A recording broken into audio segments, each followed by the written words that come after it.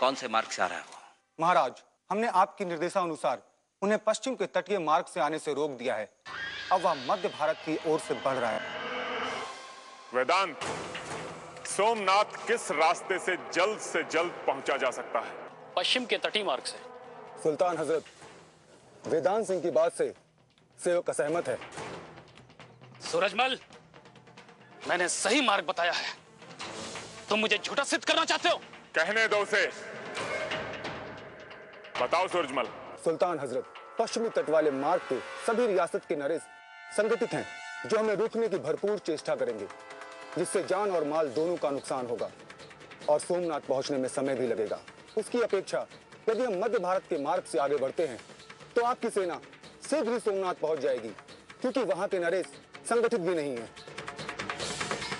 सुल्तान, मध्य क्षेत्र का मार्ग काफी लंबा और कष्टदायक है। हमें सूरजमल का मशवरा मुनासिब महसूस हो रहा है। हम हिंदुस्तान की दरमियानी रियासतों के रास्ते ही सोमनाथ की जानिब कूच करेंगे। सम्राट, यदि सूरजमल की बात सत्य है तो हमें युद्ध की तैयारी आरंभ कर देनी चाहिए। सेनापति राजवीर और आप सब हमारी योजना ध्यान से सुनिए। हम मध्य भारत के विंध्याचल शिखर पर अपनी सेना को नियुक्ति का आदेश देते हैं। रुकना हमने सीखा नहीं। गजनवी की नृशंसता का आरंभ इसी धरती पर हुआ है और अब उसका भयानक अंत इसी धरती पर होगा। भगवान सोमनाथ की जय! भगवान सोमनाथ की जय!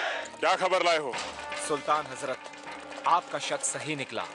सूरजमल देवपटन गया है और उसी रास्ते से जिस रास्ते से हमारा लश्कर जा रहा है।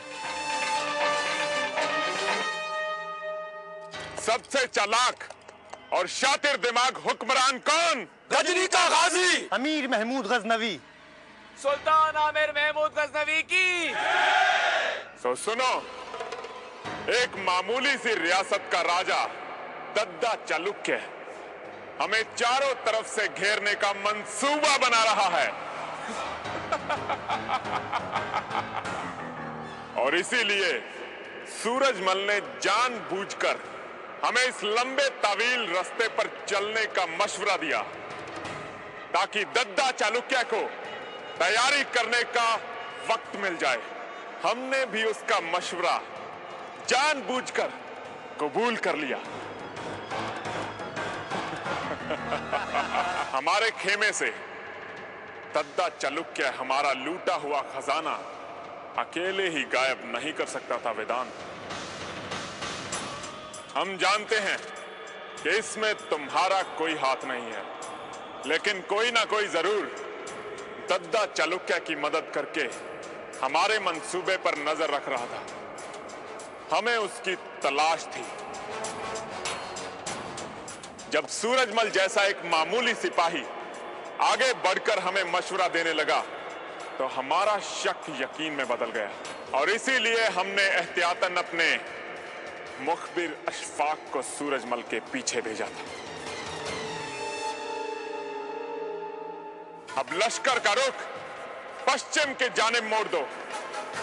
हम इस रास्ते से जाकर सोमनाथ की बेशुमार दौलत लूटकर गजनी वापस भी लौट जाएंगे और बेचारा दद्दा चालुक्य हिंदुस्तान की इन्हीं पहाड़ियों और दर्रों पर भटकता रह जाएगा। सर्वज्ञ प्रभु, आप हमें चिंतित दिखाई दे रहे हैं। काकाशीर और महाराज जयपाल की सेना गजनवी को रोक पाएगी ना? अभी कुछ भी कहना उचित नहीं है। मन आशंकाओं से घिरा है।